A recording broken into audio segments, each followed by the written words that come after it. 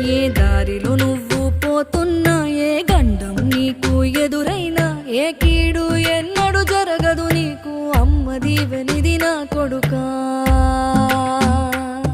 ఈ దిక్కులు నీతో కదిలేను, ఆ చుక్కలి దిష్టి తీసేను, ఏ గాలి ధూళి సోకదు నిన్ను, అమ్మ దీవెనిది నా